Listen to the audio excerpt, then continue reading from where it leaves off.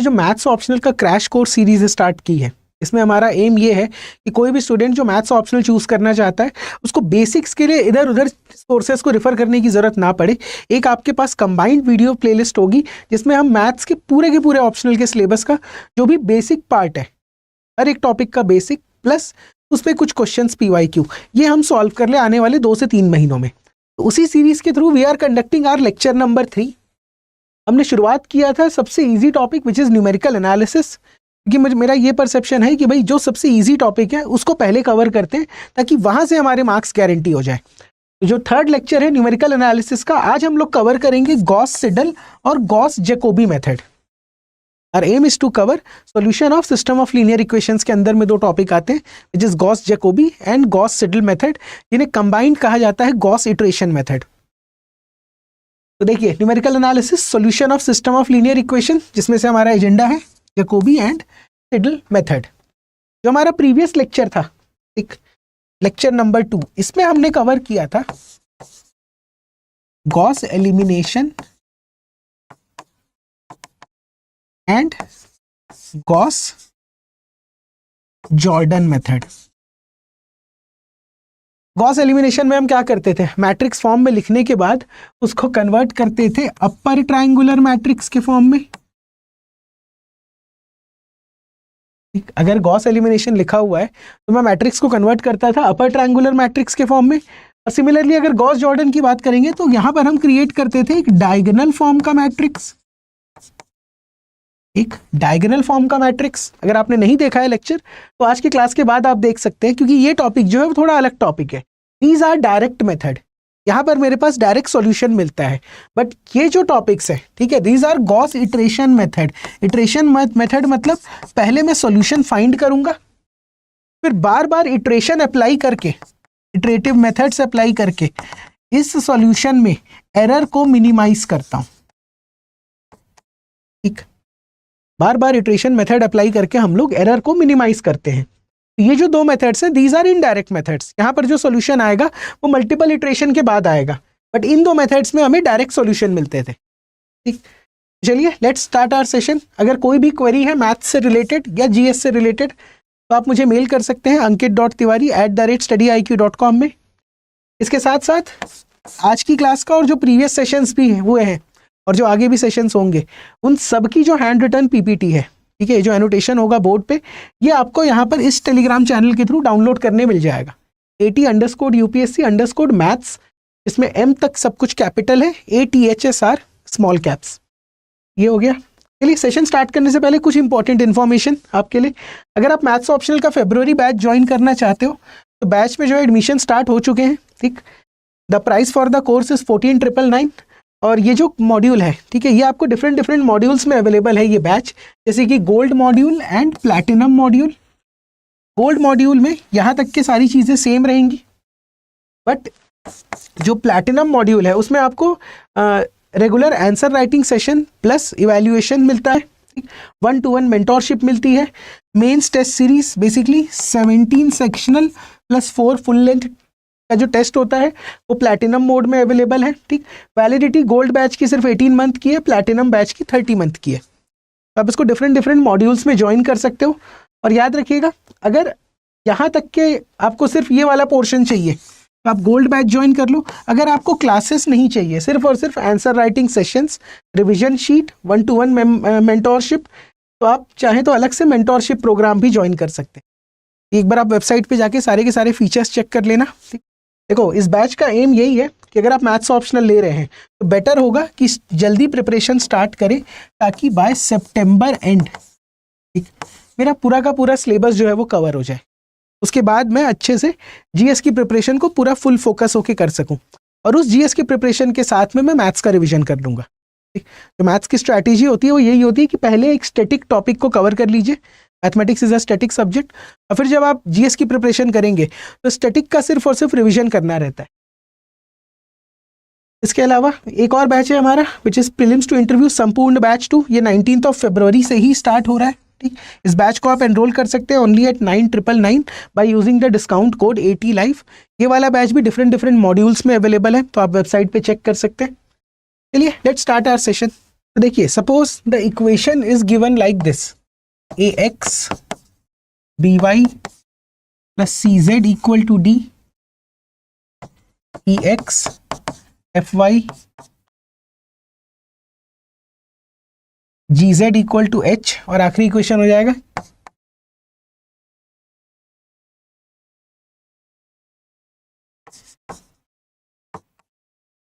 Equal to l. ठीक, तो suppose I have 3 system of linear equations. अब इस सिस्टम ऑफ लीनियर इक्वेशन को मुझे सॉल्व करना है इटरेशन मेथड से। ठीक, अब इटरेशन मेथड में मेरे पास 2 मेथड्स अवेलेबल हैं।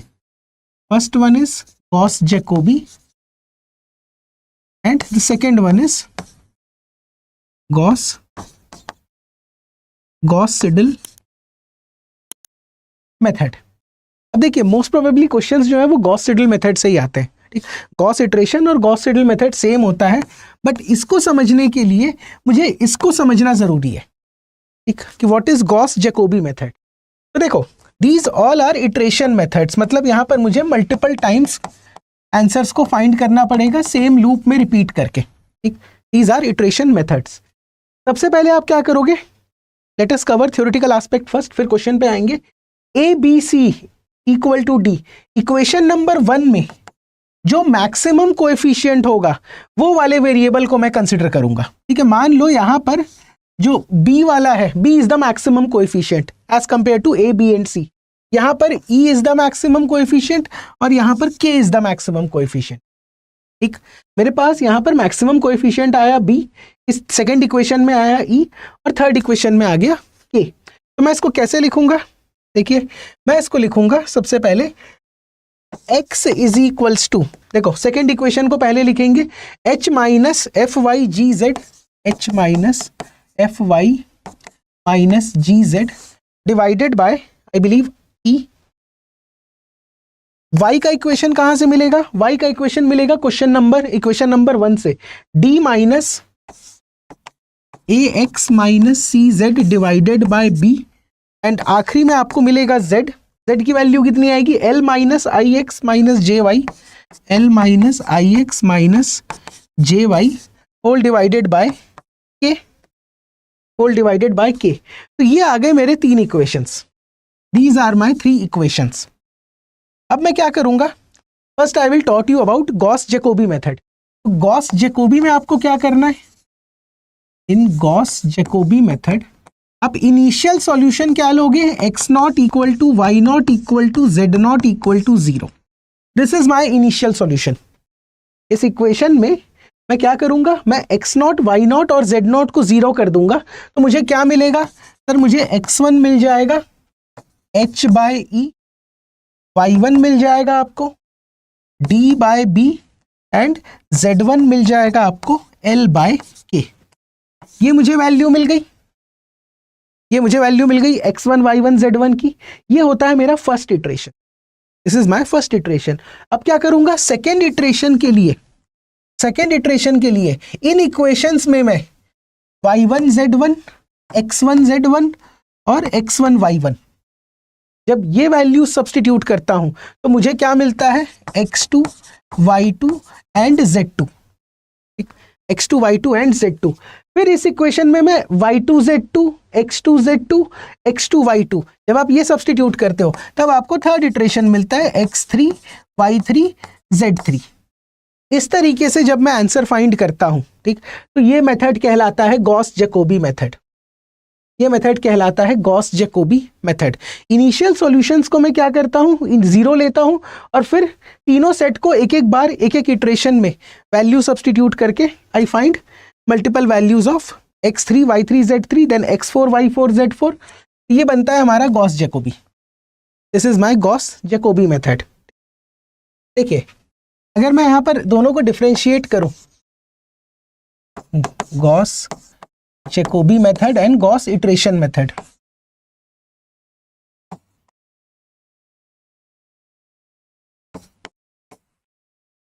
तो यहां पर आप क्या करेंगे, जब आप x1 फाइंड कर रहे हैं, ठीक, जैसे ये वाला इक्वेशन था, जब आप x1 फाइंड कर रहे हैं, ठीक, तो आप y0 और z0 का यूज करो।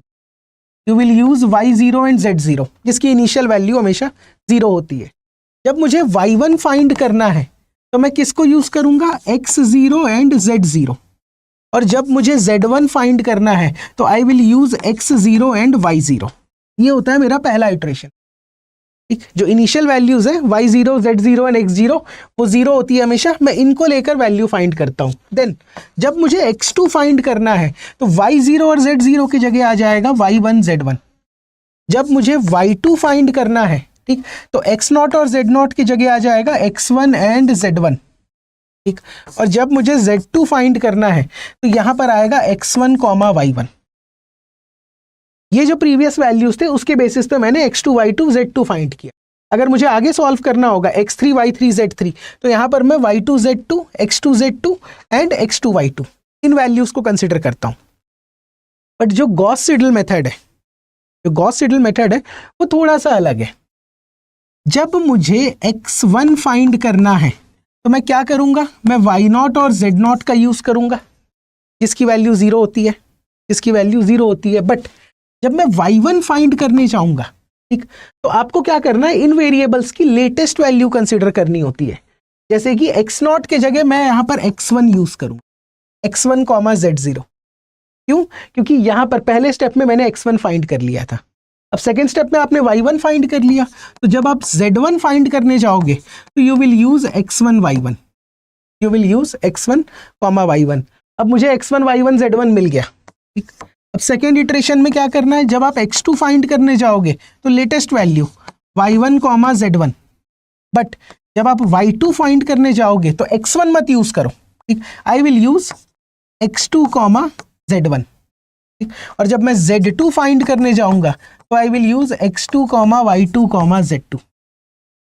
तो ये जो डिफरेंस यहां पर है, यहाँ पे डिफरेंस क्या था सर, y1 के लिए भी मैं x0 यूज कर रहा था, बट यहाँ पर मैं x1 यूज करूंगा। ठीक, यहाँ पर मैं z1 के लिए x0 एंड y0 यूज कर रहा था, यहाँ x1 एंड y1 यूज करूंगा।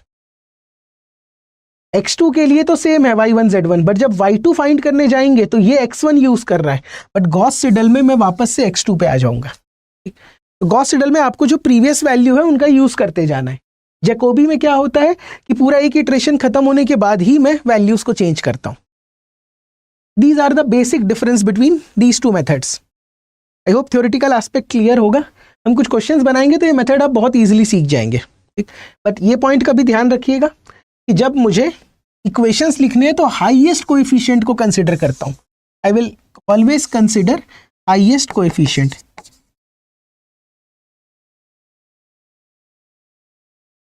I will consider highest coefficient। ठीक, चलिए let us solve few questions। The question is like this। देखो एग्जाम में गॉस जैकोबी नहीं पूछेगा, बट एक दो क्वेश्चन हम लोग ट्राई कर लेते हैं। Question is 20x plus y minus 2z equal to 17,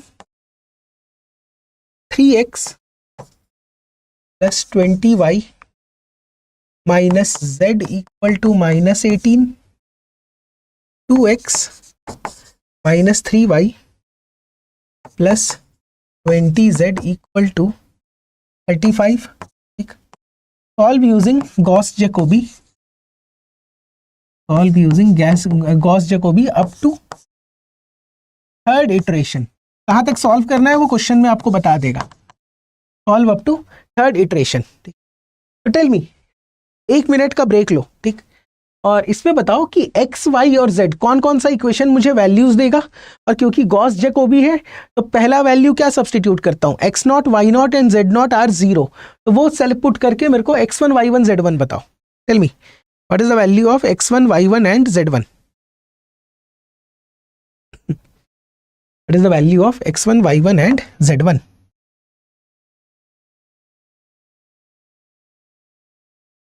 देखिए मैक्सिमम कोएफिशिएंट, पहले इक्वेशन में मैक्सिमम कोएफिशिएंट इज 20, दूसरे में भी 20, बट यहाँ पे x का था, यहाँ पे y का था और यहाँ पर था z का।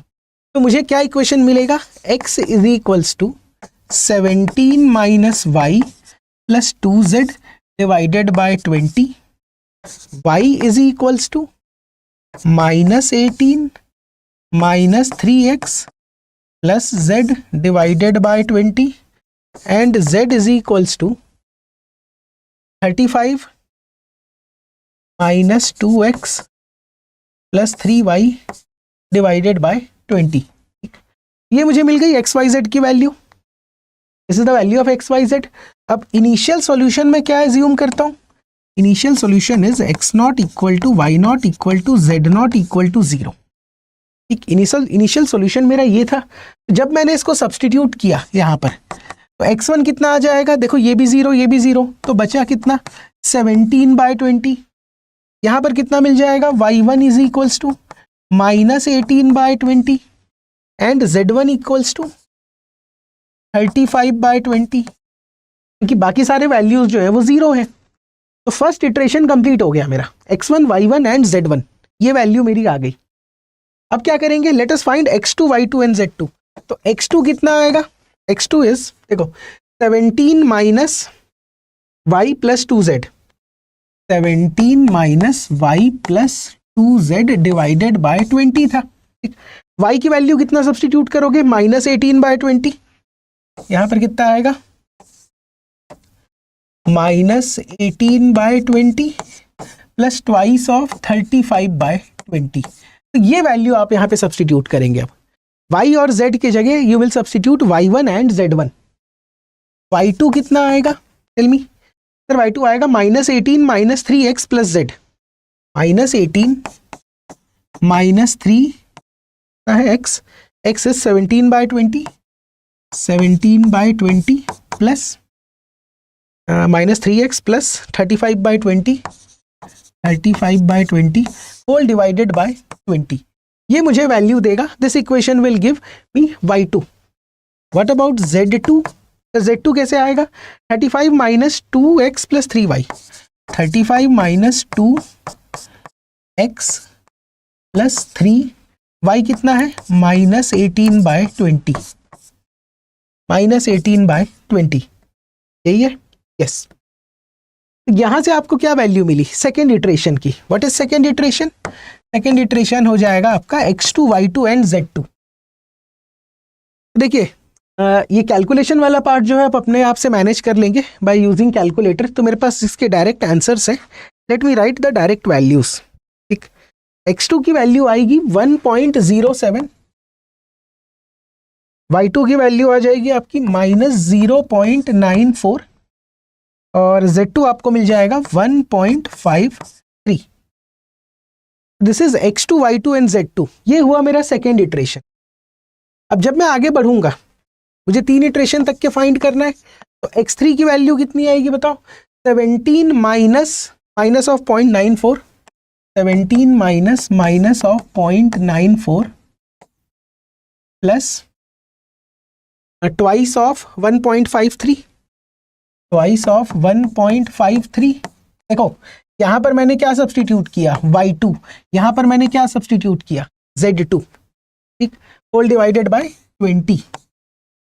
Now what is y3, y3 कितना हो जाएगा, y3 होगा minus 18 minus 3 1.07, minus 18 minus 3 1.07। Sir ये x2 है, दिस इज x2, और plus 1.53 plus 1.53 whole divided by 20।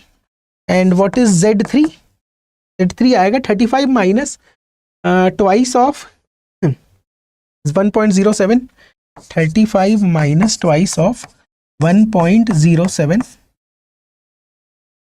Plus thrice of minus 0.94 plus thrice of minus 0.94 divided by 20। तो tell मी, अगर आप रिकॉर्डेड में देख रहे हैं इसको, ठीक, तो यहीं पर पॉज करो और वैल्यू सब्सटीट्यूट करके क्रॉस चेक करो कि जो मैं वैल्यू लिख रहा हूं बाय यूजिंग कैलकुलेटर, क्या यही वैल्यू आएगा।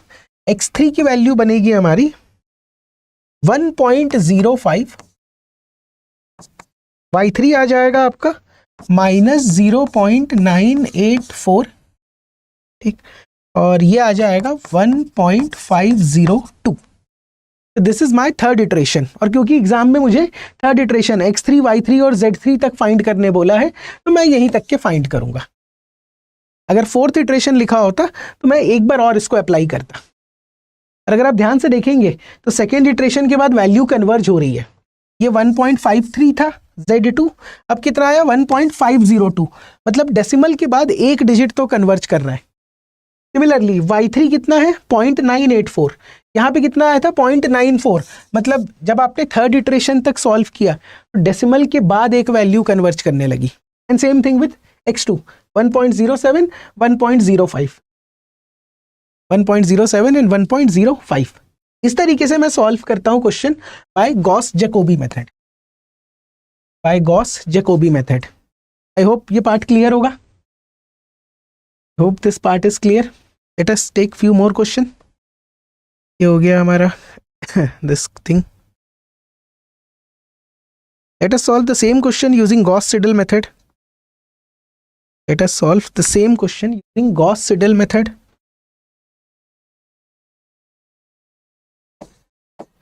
फिर से सेम सवाल, 20x plus y minus 2z is equals to 17, 3x plus 20y minus z equal to minus 18, 2x minus 3y plus 20z is equals to 25।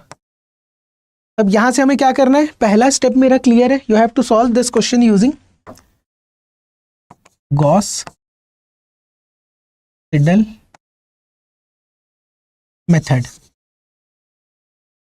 अगर कई बार गॉस इटरेशन मेथड भी लिखा है तो इटरेशन में भी मैं जैकोबी से नहीं सॉल्व करता, मैं गॉस-सिडल से सॉल्व करता हूं।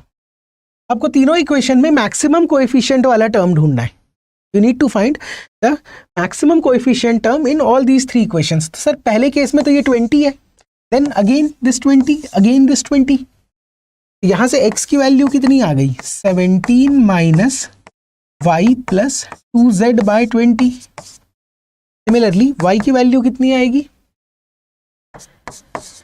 Minus 18 minus 3x plus z divided by 20, और z की वैल्यू कितनी होगी, z is 25 minus 2x plus 3y whole divided by 20। ये मिल गया मुझे x y z की वैल्यू। इनिशियल सॉल्यूशन मैंने क्या एज्यूम किया था, इनिशियल सॉल्यूशन आप हमेशा एज्यूम करोगे that is x not y not z not equal to 0।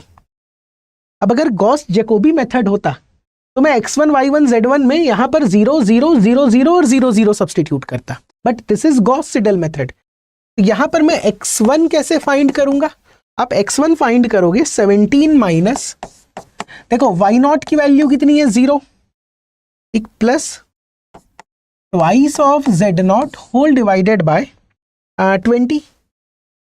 यहां से मुझे x1 कितना मिलेगा, x1 सेम होगा 17 बाय 20, x1 इज सेम। अगर इसके डेसिमल वैल्यू लिखूं मैं तो ये आता है 0.85 के around. This is equal to 0.85। ये हो गया मेरा x1।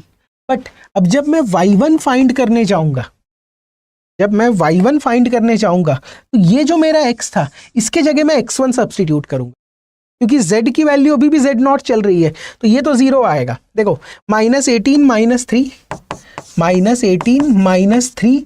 अब यहां पर आपको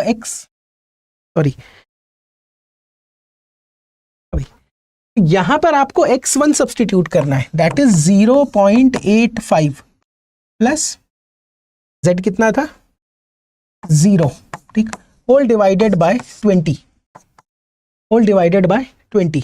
अब इसको अगर सिंप्लीफाई करेंगे तो मैं सिंप्लीफिकेशन यहां पे नहीं कर रहा, मैं डायरेक्ट आंसर लिख दे रहा हूं, माइनस 1. कितना है 0.275। एक बार आंसर आप क्रॉस वेरीफाई कर लेना, प्रोसेस सेम रहेगा बट आंसर में वेरिएशन आ सकता है, एक बार आप अपने से तो सेल्फ चेक कर लीजिएगा। अब जब Z1 फाइंड करने जाओगे तो देखो 25 माइनस 2, अब x की जगह आपको क्या करना है, 0 नहीं रखना, जो x1 की वैल्यू थी 0.85, ठीक, और यहाँ पे कितना है प्लस थ्राइस ऑफ y की वैल्यू कितनी आई थी, -1.0275 whole divided by 20। What is z1? अगर आप इसको पूरा का पूरा सब्सटीट्यूट करेंगे तो कैलकुलेट करने के बाद z1 की वैल्यू आती है 1.010 तो इस तरीके से मुझे मिलता है x1 y1 and z1। This is your Gauss Seidel method, this is your Gauss Seidel method.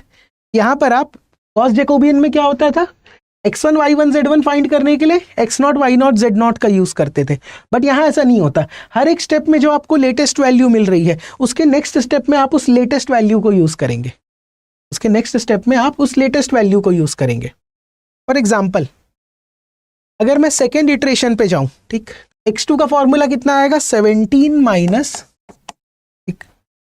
था यहाँ पे 17 माइनस वाई, ठीक है, तो y की वैल्यू कितनी है, -1.0275 -1.0275 कितना है, plus twice of z, plus twice of z की वैल्यू कितनी है, z की वैल्यू है 1.010875 1.010875 whole divided by 20, whole divided by 20। तो कितना आ गया x2, जब आप x2 को सिंप्लीफाई करोगे तो आपको x2 की वैल्यू मिलेगी 1.002, ठीक, x2 comes out to be 1.002। अब अगर y2 फाइंड करना है, देखो -18 माइनस 3, अब x में आप क्या करेंगे, x में आप x2 की वैल्यू सब्सटीट्यूट करोगे जो लेटेस्ट वैल्यू था 1.002, आगे क्या था आपका, प्लस z1, ठीक, प्लस z1, तो z1 कितना आया था, z1 is 1.010875 1.010875 whole divided by 20। ये कितना आ जाएगा, what is the value of y2? अगर मैं y2 की वैल्यू लिखूं तो ये आना चाहिए -0.999, ठीक, -0.999। अब z2 कैसे फाइंड करेंगे भाई, 25 माइनस 2, 2x प्लस 3y, तो 25 माइनस 2, x के जगह क्या करना है, latest value of x 1.002 minus 2x plus 3y plus 3y कितना है, minus of 0.999 whole divided by 20। ये कितना आ जाएगा, what is the value of z2?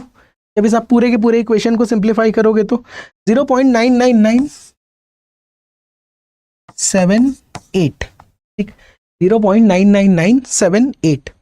तो इस तरीके से अगर आप इसको आगे फर्दर सिंप्लीफाई करते हो, इफ यू फर्दर सिंप्लीफाई, तो आपको x3 y3 एंड z3 इसकी वैल्यू मिल जाएगी। अगर थर्ड इटरेशन तक सॉल्व करने बोला है तो इसी प्रोसेस को आप आगे रिपीट करते करते थर्ड इटरेशन की वैल्यू भी फाइंड कर लोगे। आई होप ये क्वेश्चन आपसे बन जाएगा। मैं थर्ड इटरेशन की वैल्यू लिख देता हूँ जस्ट फॉर कंफर्मेशन, ताकि आप एक बार कंफर्म कर सकें। 1.002 minus 0.999 and 0.9978। Actually this is the value of x2 y2 and z2। मैंने इसको आगे सॉल्व नहीं किया है, तो एक बार आप x3 y3 एंड z3 अपने आप से फाइंड कर लीजिएगा, ठीक। ये था Gauss Jacobian and Gauss Seidel method. I hope concept clear हो गए होंगे। एक बार मैं आपको एक और क्वेश्चन करते हैं हम लोग previous year.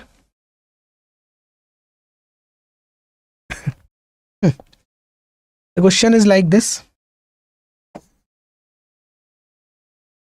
3x plus 9y minus 2z equal to 11, 4x plus 2y plus 13z equal to 24, 4x minus 2y plus z is equals to -8. Solve using Gauss-Seidel method.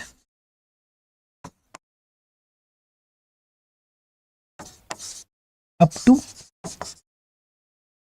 third iteration. इस question को मुझे solve करना है, ठीक। ये आपका शायद 2021 या 2022 का सवाल है, इधर 2021 और 2022।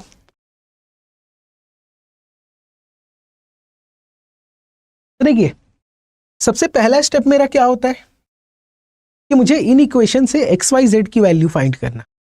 अब एक्स वाई जेड की वैल्यू कैसे फाइंड करोगे, जो मैक्सिमम कोएफिशिएंट है, जैसे यहाँ पर है 9, फिर यहाँ पर है 13 और यहाँ पर है 4, ठीक। तो जो थर्ड इक्वेशन है वो मुझे एक्स देगा, सेकेंड इक्वेशन जेड देगा और फर्स्ट इक्वेशन वाई देगा। तो मैं इसको इस सीक्वेंस में लिखता हूँ, x is equals to -8 + 2y - z divided by 4।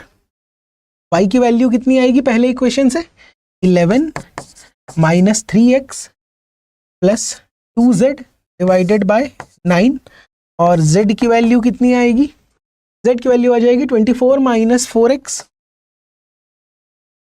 - 2y whole divided by 13। यहां से मुझे एक्स वाई जेड मिल गया, यहां से मुझे मिल गया एक्स वाई एंड जेड। एक बार कंफर्म कर लेते हैं, ठीक लिखे, +2y minus this thing 11 - 3x + 2z by 9 24 - 4x - 2y by 13। अब इनिशियल सॉल्यूशन क्या एज्यूम करेंगे, what is the initial solution which we will assume, we will assume x0 = y0 = z0 = 0, ठीक। x0 y0 z0 जो है initial solution, ये हो जाएगा आपका 0। अब क्या करना है, चलो सबसे पहले हम लोग फाइंड करते हैं x1। x1 फाइंड करने के लिए आपको y0 और z0 ही कंसीडर करना पड़ेगा। कितना आएगा, -8 + 2 0 - 0 +8 + twice of 0 - 0 whole divided by 4। तो x1 की वैल्यू कितनी आ जाएगी, यहां से x1 की वैल्यू सर सिंपली आ जाएगी -2। This is my x1। y1 find करने जाओगे तो कैसे लिखोगे सर, 11 - 3, 11 - 3। अब x की वैल्यू 0 नहीं सब्सटीट्यूट करना है, जो प्रीवियस मेथड में आया था, प्रीवियस स्टेप में, -2, ठीक, + twice of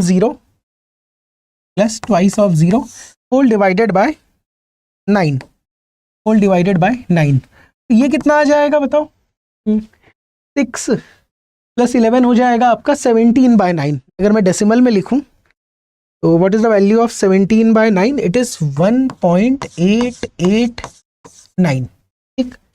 ये मुझे मिल गया y1 की वैल्यू। z1 कैसे आएगा,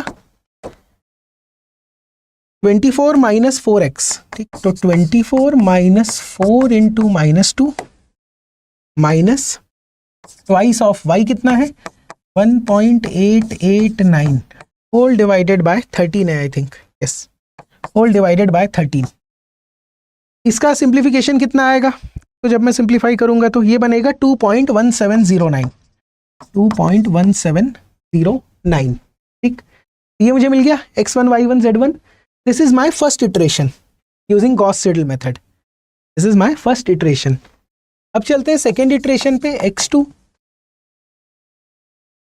-8 + twice ऑफ, ठीक है। अब देखो y कितना लोगे, 1.889, y ही है ना, twice of 1.889 minus z, minus of z1 कितना है, 2.1709, 2.1709 whole divided by 4, yes, whole divided by 4। ये कितना आएगा सिंप्लीफाई करके, ये वाली वैल्यू कितनी आएगी आफ्टर सिंप्लीफिकेशन, ये मेरे हिसाब से बनना चाहिए 1 माइनस ऑफ 1.598।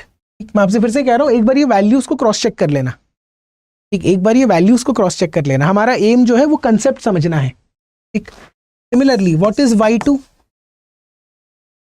फिर y2 में क्या करेंगे, 11 - 3, 11 - 3। अब यहां पर आपको x2 की लेटेस्ट वैल्यू पुट करनी है, 1.598, ठीक, 1. सॉरी नॉट 1 माइनस ना, यहाँ पर एक नेगेटिव वैल्यू आएगी, minus of this thing, then plus twice of what is z1, Z1 आया था आपका 2.1709, 2.1709 whole divided by is 9, whole divided by 9। ये वैल्यू कितनी आएगी? What is y2? We simplify, what is your y2? y2 आ जाएगा 2.2373, 2.2373। अब आखिरी क्या बचा आपका? Z2। तो Z2 को कैसे लिखेंगे? 24 माइनस 4, 24 माइनस 4 माइनस 1.598।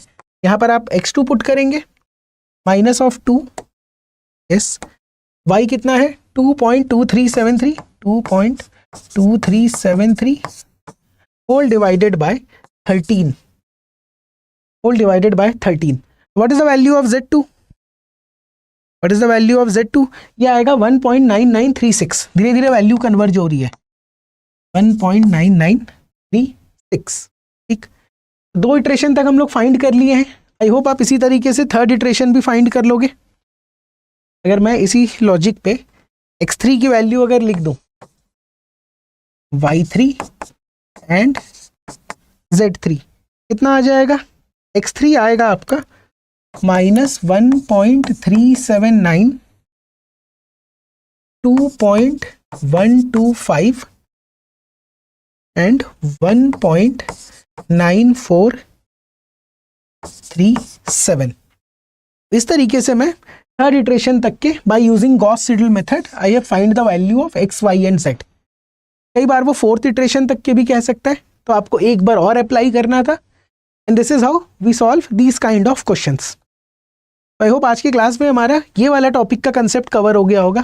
देखो, अगर मैं एक बार समराइज करूं कि हम अब तक क्या क्या पढ़ चुके हैं, तो न्यूमेरिकल एनालिसिस में जो हमारा पहला टॉपिक है solution of system of linear equations, इसमें हमने 2 मेथड लेक्चर 2 में पढ़ा था, that is Gauss elimination and Gauss Jordan. ये तो मेथड हमने पिछले लेक्चर में कवर किया था, आपको बेसिक अप्रोच समझ में आ गया था।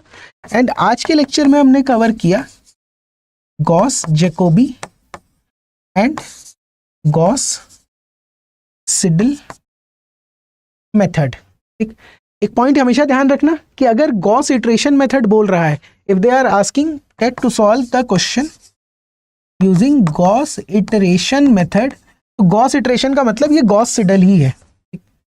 गॉस इटरेशन का मतलब गॉस सिडल ही है। ठीक, तो ये वाला मेथड मत अप्लाई कीजिएगा क्योंकि इसमें एरर ज़्यादा होता है। गॉस जैकोबी में एरर जो है, एरर का कंपोनेंट ज़्यादा होता है। तो इसके साथ हमने ये वाले पार्ट का मेजर पोर्शन कवर कर लिया है। ठीक, एग्जाम पॉइंट ऑफ व्यू से, यूपीएससी पॉइंट ऑफ व्यू से most important method is this one. अब इसके बाद जो मेरा नेक्स्ट लेक्चर आएगा, ठीक है, नेक्स्ट 3 लेक्चर जो आएंगे उनका शेड्यूल इस हिसाब से रहेगा कि ये वाला पार्ट हमने कवर कर लिया। अब next lecture that is lecture number 4, इसमें हम लोग कवर करेंगे Newton's forward interpolation, Newton's forward interpolation. Basics of derivation आपको बता दूंगा, बट हालांकि डेरिवेशन एग्जाम में नहीं पूछता, हमें सिर्फ और सिर्फ फॉर्मूले का एप्लीकेशन आना चाहिए। लेक्चर 5 में we will cover Newton's backward interpolation. इन दोनों को मैं अलग अलग क्लास में कवर करूंगा क्योंकि एग्जाम पॉइंट ऑफ व्यू से वेरी इंपॉर्टेंट टॉपिक है ये। और लास्ट में लेक्चर नंबर 6 में हमारा होगा लैग्रेंजेस इंटरपोलेशन, लैग्रेंजेस इंटरपोलेशन। इसके बाद हम लोग चलेंगे न्यूमेरिकल इंटीग्रेशन वाले मेथड्स में कि यूलर्स मेथड क्या होता है, यूलर्स मॉडिफाइड मेथड क्या होता है, आरके मेथड किसे कहते हैं।